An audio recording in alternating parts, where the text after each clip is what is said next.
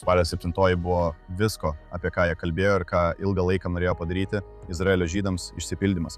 Taigi anksčiau aš tavęs nekęsdavau.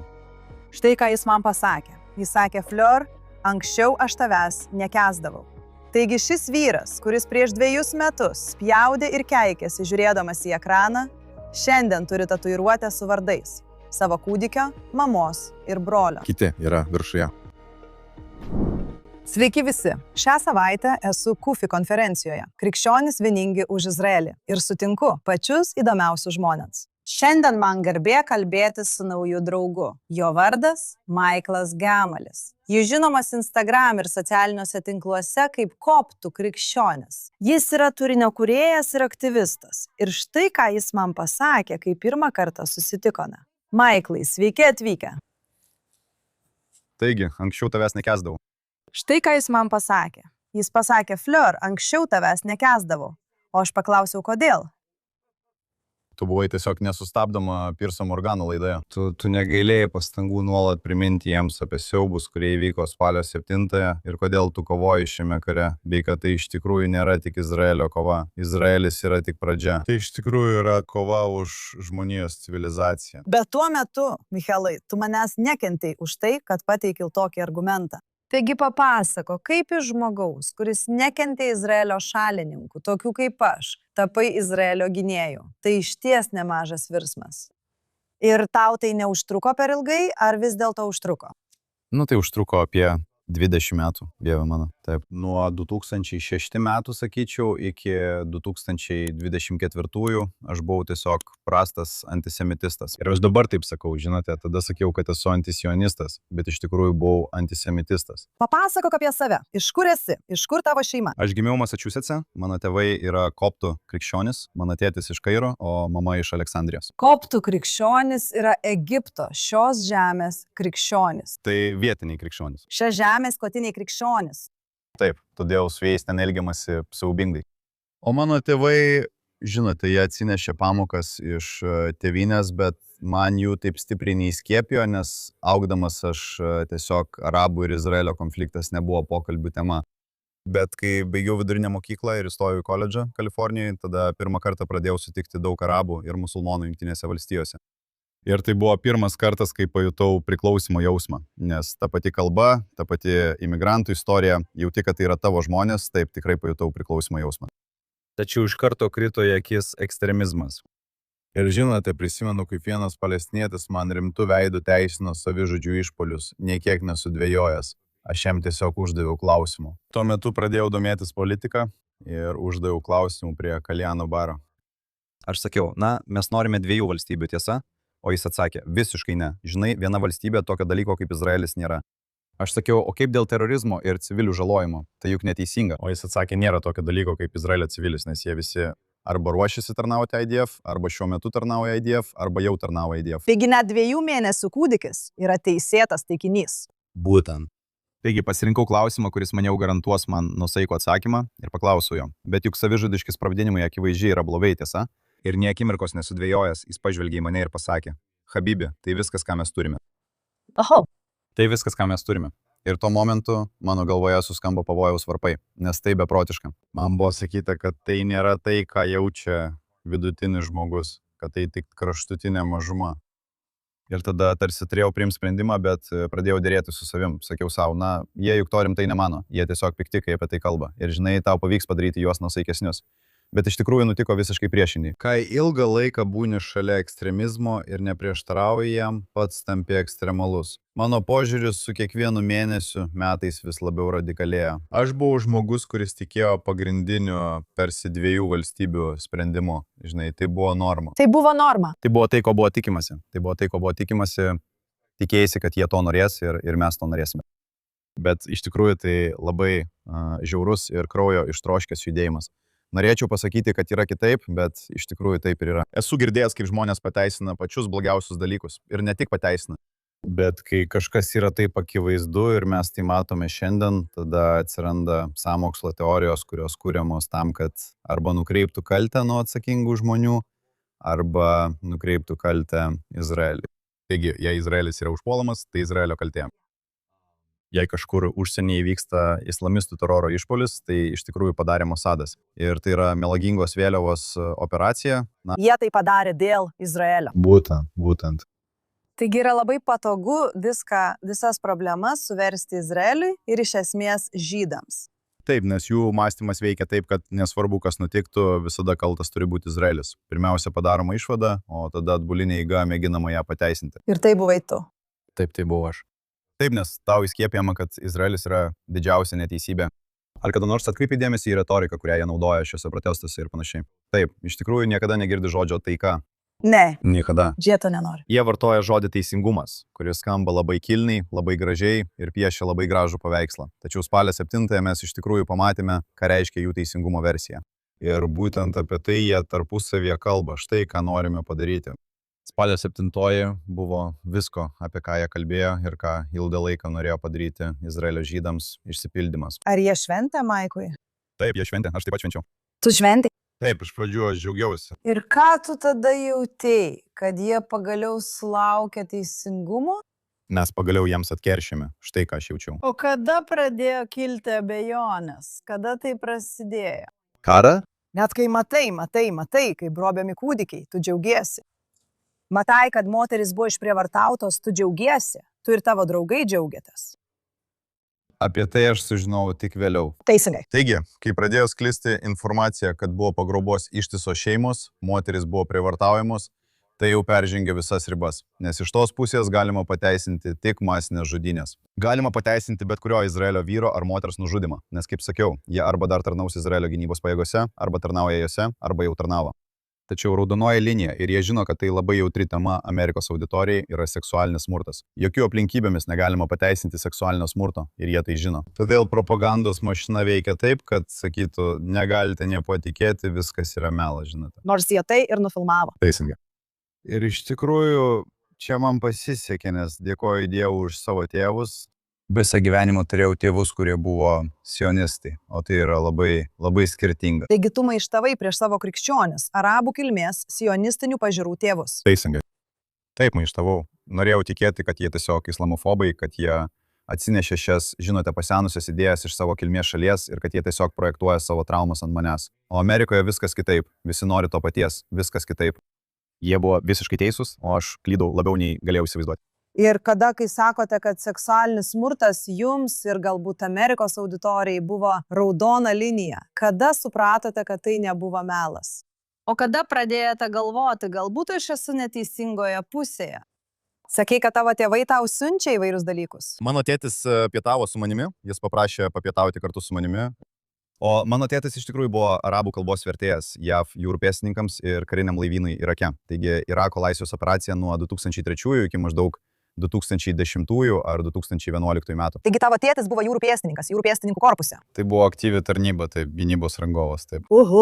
Ir jis man pasakė, sako, klausyk, girdėjau apie tai, ką keli internete ir tavo mama man sakė, kad tu sakai, jog tau reikia tai išgirsti iš manęs. Tai, ką Hamas padarė izraeliečiams, yra lygiai tas pats, ką mačiau, kaip irakiečiai darė kitiems irakiečiams Irake ir kas vėliau tapo ISIS ir ką jie darė šytams, krikščionims ir net nuosaikiems sunitams, kurie su jais nesutiko. Prievartavimai ir žalojimai. Tai jų veikimo būdas. Tai ne tik įvyko, aš pats tai mačiau savo akimis ir žinau, kad tai yra tarsi jų firminis ženklas. Tai yra firminis ženklas. Teisingai. Tai yra veikimo būdas. Ir tu tuo metu juo patikėjai? Taip.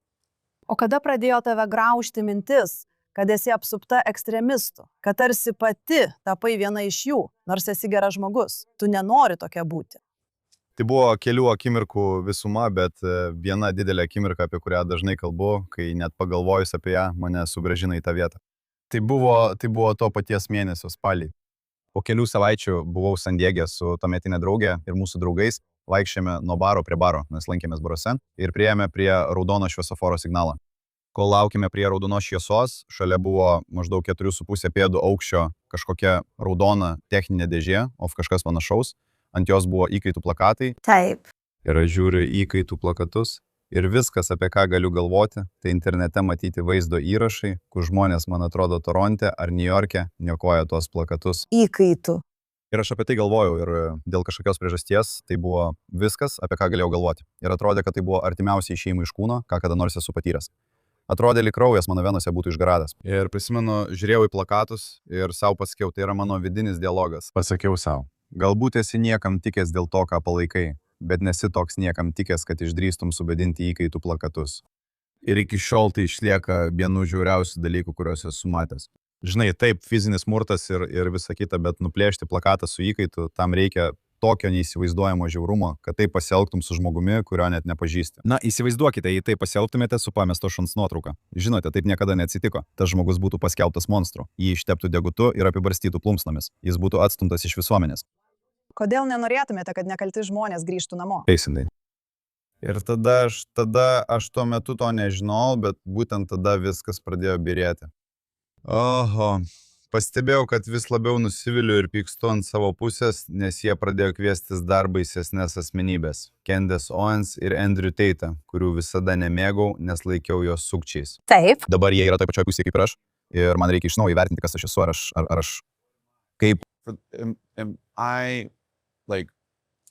Ar aš įkūniju tas savybės, dėl kurių jų nekęsdavau? Ar aš esu tai, ko nekenčiu? Oho. Tai gana įžvalgu, kad leidaisi į tokią minties kelionę.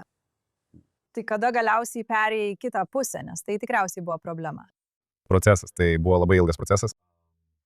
Žinai, pradžiai 2024 metų vasarą aš galutinai kaip ir psichologiškai atsijungiau. Maždaug 2024 metų gegužę, kai pašalinau viską iš savo asmeninio puslapio. Mano asmeniniam Instagram puslapį net nebematėt mano vardo, ten tiesiog buvo parašyta Laisvė Palestinai, kiekvienas kitas įrašas buvo apie Palestiną. Oho. Iš esmės tai ir buvo visa mano tapatybė. Ir manau, kad tu atstovauji daugeliu žmonių, kurie tiesiog pavertė tai savo asmenybę. Ir žmonės kreipdavosi į mane, nes esu palyginti aiškiai kalbantis žmogus. Ir aš galėdavau racionalizuoti ir intelektualizuoti dalykus, kurių jie negalėjo. Tai tarsi padarė mane šiek tiek pavojingesniu. Tu buvai gera jų kareivė. Taip. Nes tu nebuvai kvaila. Teisingai. Tu esi protinga, taigi tu iš tikrųjų galėjai ginti tą poziciją.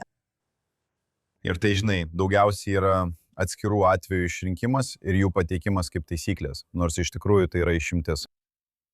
Bet iš tikrųjų, kai aš tarsi paleidau tai ir tapau neutralus kuriam laikui, tikrai kokiam 3 savaitėm buvau neutralus. Tu buvai tokia, aš nestosiu į jokią pusę, tiesa yra visur. Beveik kaip sveikas protas ir normalumo jausmas pamažu sugrįžo į mane ir dabar galėjau matyti dalykus bei reaguoti į juos šiek tiek objektyviau.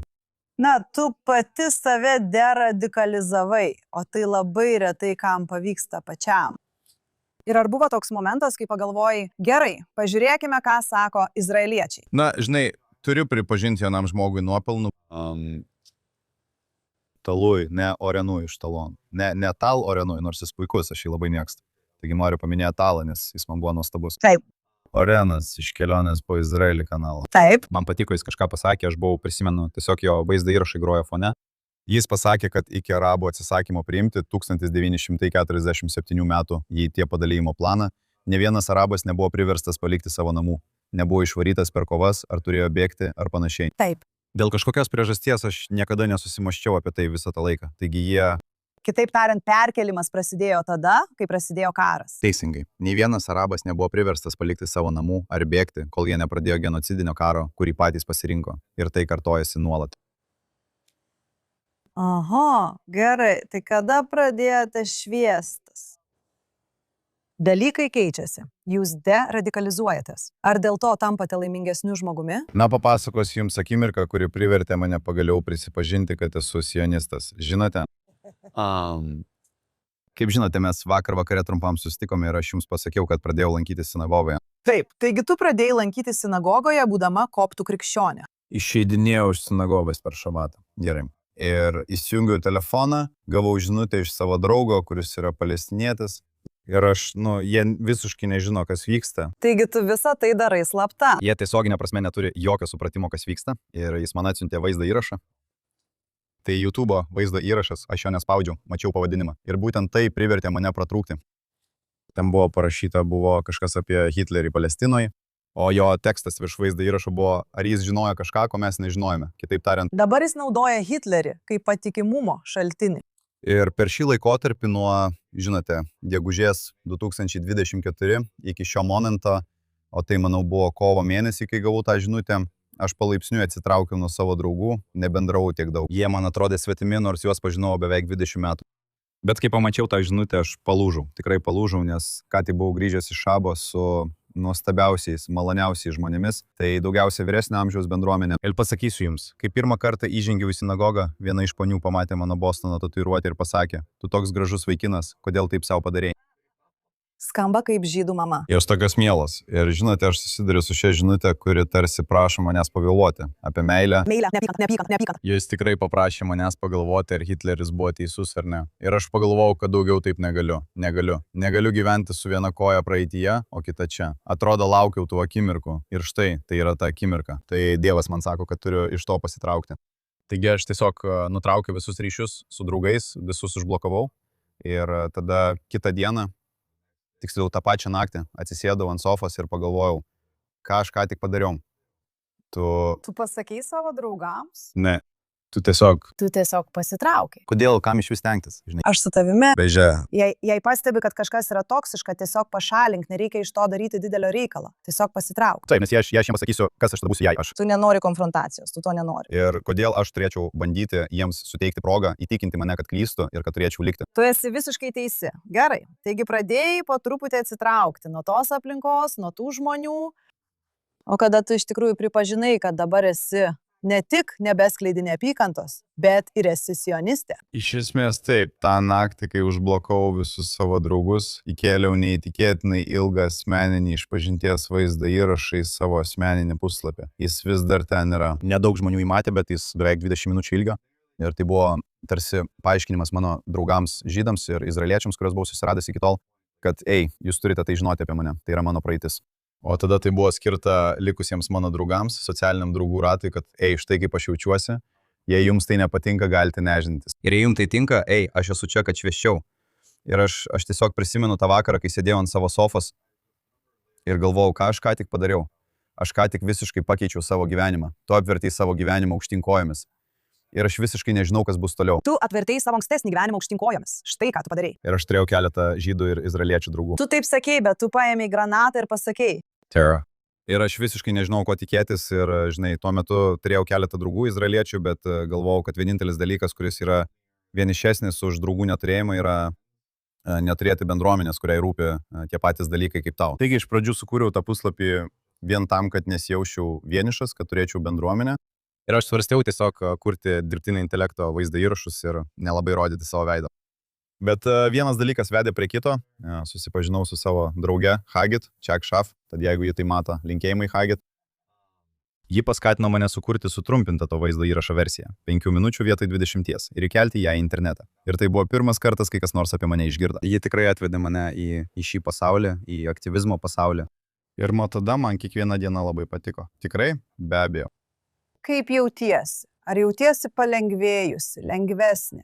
Ar jautiesi kitaip nei tada, kai manei, kad darai teisingą dalyką kitoje pusėje? Nes tam tikrų momentų turbūt jautėjai, kad kovoji už teisingumą palestiniečiams. Kaip tas jausmas skiriasi, jei supranti, ką bandau tavęs paklausti? Negaliu pasakyti, kad jaučiausi teisus darydamas viską, ką dariau praeitie. Ir tai keistas jausmas.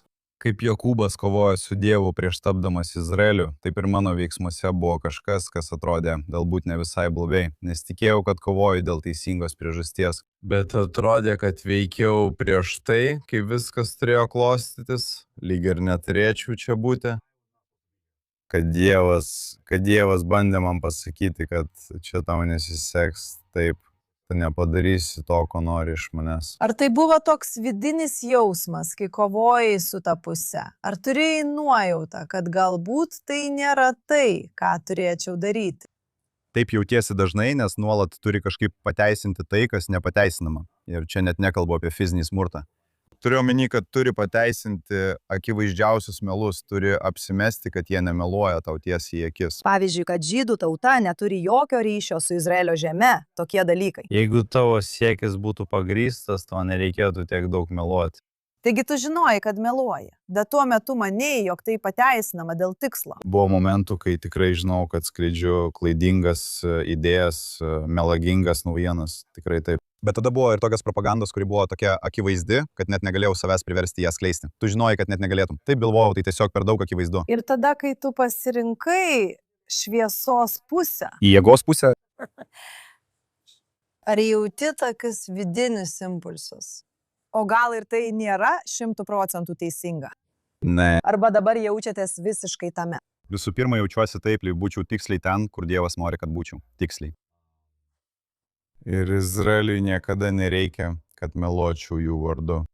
Izraelis labai atvirai pripažįsta, kai padaro ką nors blogo. Mano nuomonė, kartais jie netgi persistengia taisydami klaidas. Suprantate? Paimkime pavyzdžiui tą atvejį, kai karys išniekino statulą. Žinokite, žydai buvo pasiruošę kovoti su tuo žmogumi. Jie norėjo kovoti su tuo žmogumi, suprantate?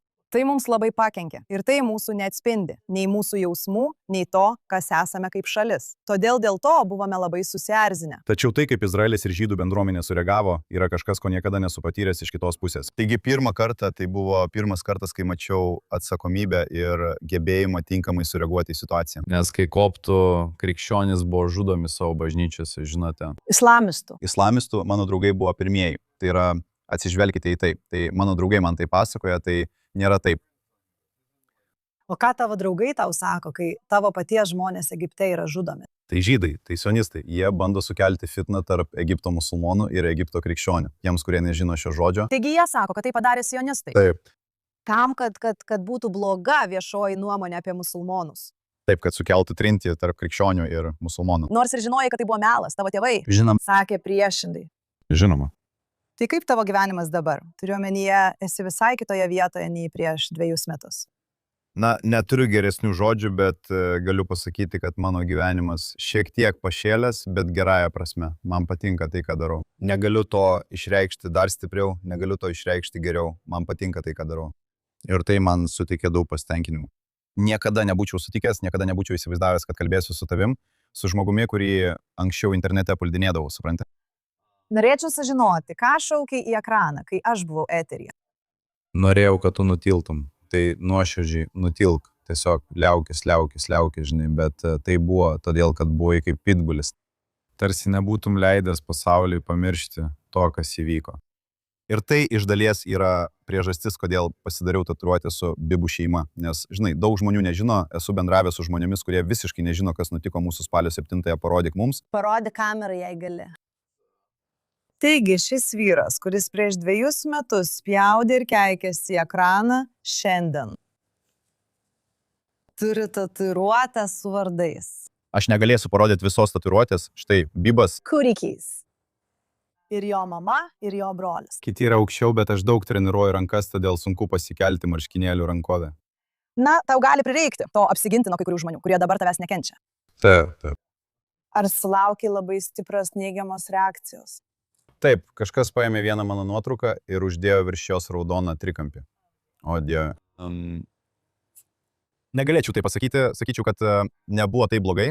Ar tavo draugai bandė tau kaip nors pakenkti? Tie žmonės, kurie žino, kur tu gyveni. Pakenkti man? Ne, bet aš taip pat dedu visas pastangas, kad apsaugočiau save. Gerai, puiku. Taigi jie, pavyzdžiui, nežino, kur aš gyvenu. Mano draugai, kai aš, taip sakant, atsiribojau nuo jų, aš buvau persikraustas, jie buvo išvykę iš valstijos ir persikėlė į kitą šalies galą. Taigi aš visada stengiausi išlikti gana anonimiškas, kalbant apie asmeninės detalės. Bet aš gavau tiek daug grasinimų, žmonės grasino nužudyti mano šunis.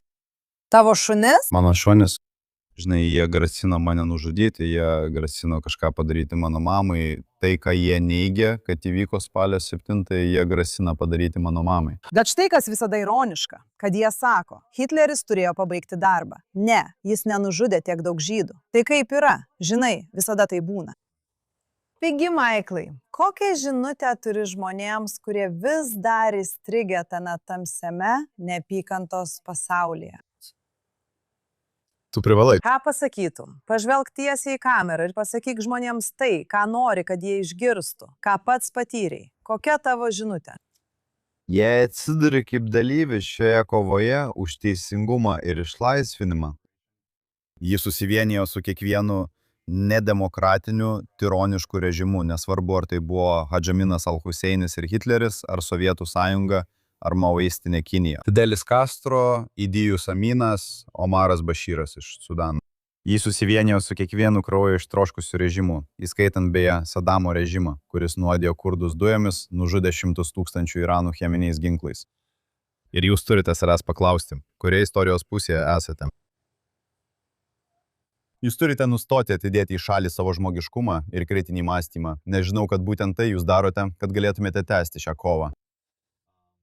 Jeigu nuolat tenka meluoti, tuomet esi apgavikas, esi sukčius. Taigi pasitrauk iš to. Maiklai, tu nuostabus, esu tokia laiminga, kad tave sutikau. Ir linkiu tau daug sėkmės, noriu tave pamatyti Izraelyje. Pamatysi. Kad galėtume pasivaikščioti po senamiestį. Tu gali ateiti pas mane į namus per šabatą ir pajusti, kad gauni šiltą apkabinimą nuo žydų tautos, nes tu atlieki nuostabų darbą, gindamas mus. Labai tau ačiū, Maiklai. Aš tave myliu, Fleur. Ačiū. Ačiū.